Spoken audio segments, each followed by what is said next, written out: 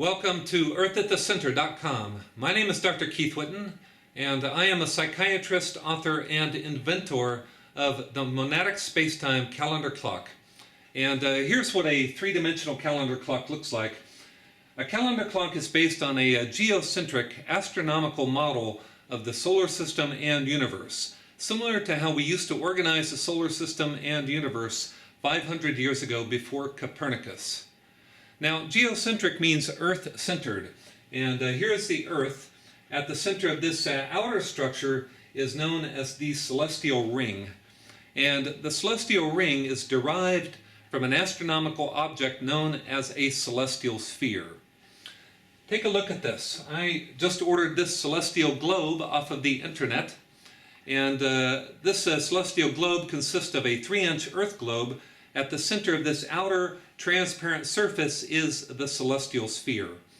Now, the celestial sphere is defined as a sphere of infinite extent on which the sun, moon, and planets have their apparent motion against a fixed background of the stars, marked with a coordinate system based upon the celestial equator, this big white circle around the middle, and the ecliptic is this red circle also around the middle, but it is tilted at an angle of 23.5 degrees relative to the celestial equator.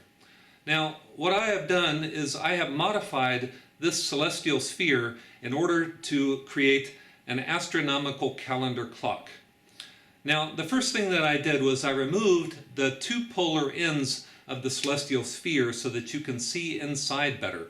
So I removed the two polar ends at 30 degrees declination. That's 30 degrees north and south of this celestial equator. So I marked these black circles around the two ends here and here. And if you were to take an imaginary knife, slice that end off and that end off there, you would be left with this celestial ring, this band around the middle.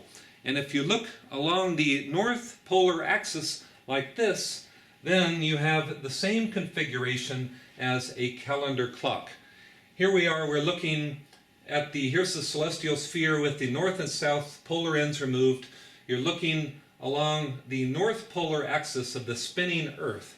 Now note that I also added an hour hand, which emerges, it's personalized for each location. In my case, I live in Northern California, so my hour hand on my calendar clock emerges from the globe at 38.5 degrees latitude, and the base is 15 degrees wide and covers that local time zone. And that hour hand spins in this direction. I also added a fixed number ring with the numbers 1 through 24, and most importantly, I associated the sun at noon with the number 12 on this calendar clock face. And what that does is it turns the whole Earth-centered model into a time and date telling calendar clock based on clearly indicated astronomical events. Now, note that all of the primary units or rhythms of time are based on astronomical events that take place from an Earth-centered perspective. For instance, the solar day of 24 hours is the time it takes for any location on Earth to make a complete orbit or rotation on the Earth relative to the sun. Now, the lunar month is the time it takes for the moon. Here's the full moon at 24 opposite the sun at 12 to make a complete orbit of the Earth, going through a series of lunar phases relative to the sun. The seasonal year is the time it takes for the sun to apparently orbit the Earth in the plane of the ecliptic, moving against a fixed background of the stars at approximately 1 degree per day.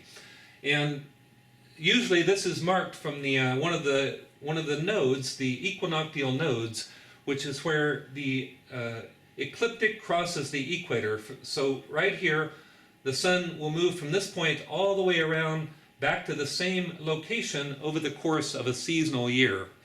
Now, on a calendar clock, instead of the sun moving against a fixed background of the stars, the sun is fixed at 12, and the background of the stars are moving in this direction relative to the fixed sun. All of this is explained in my book, Introducing Monadic Spacetime and the Calendar Clock. And here's what that looks like. And you can order the book from this website. It's only 100 pages. And also on this website, there are a dozen videos explaining how and why the calendar clock works. So I hope you enjoy the website. Thanks for visiting.